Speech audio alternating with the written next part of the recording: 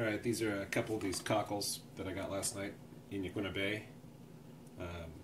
Joseph wanted to tell me, let me tell him how, how to clean these guys, so this is a quick video tutorial. You'll notice there's two sides to these things. There's a little sharper edge on the front and a little flatter edge on the back here. What we do is we're actually going to take the flatter edge. You'll see there's almost always a little gap here. What you're going to do is you're going to take your knife. You want a heavier knife. You don't want anything too thin blade. You want to sneak it in there. There's two muscles in here. So when we sneak this in here, it's a little of a process. You actually will force the knife straight in so you don't damage the knife, and then cut down through the muscle. Well, this guy's a little tougher, but well, it's because he's got a broken shell. That's what we've got broken.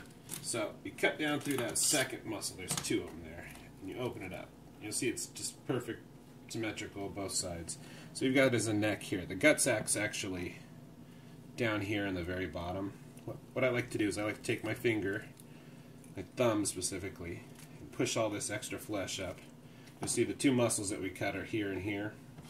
So what we'll do is we'll take all of that and we'll cut along this muscle, try and cut up to the edge of the shell there, and do the same thing on this muscle as well. And that usually separates all this stuff out. And you can slide your thumb underneath, get everything, and just slide it over to the other side of the shell there. Now you'll see there's a lot of liquid there. I keep a lot of paper towels on hand just to try and keep that down a little bit. So we'll do the same thing here. We'll cut this muscle off on this side, cut this muscle off on this side, and that should just let the whole clam pop out of that shell. Just like that. Pretty little clam shell. We'll throw the shell over here.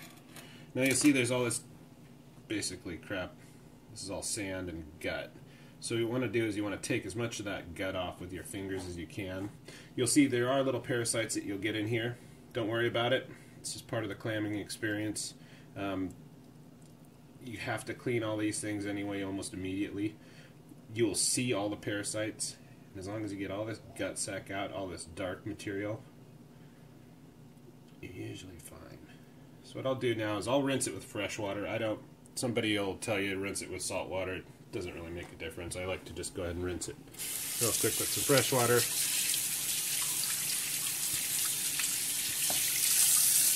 And that's it. And then I lay it out. I'll dry it. I use a lot of paper towels in this process. I know it's kind of wasteful, but I'd rather have a clean product than... So I'll go through it with my fingers and I'll look through and I'll see if there's any little dark spots or anything else I need to clean out. Like I'll pull that out. Pull all this little dark material out at the same time. And that's it. That's pretty much your cleaned product. I'll go through and I'll clean a bunch of these at a time, then I'll go through the whole pile and I'll see if there's any little black spots I need to clean out or anything dark. See how that's a really nice clean white firm material. If you could smell this, it smells like shrimp almost. It's just incredible.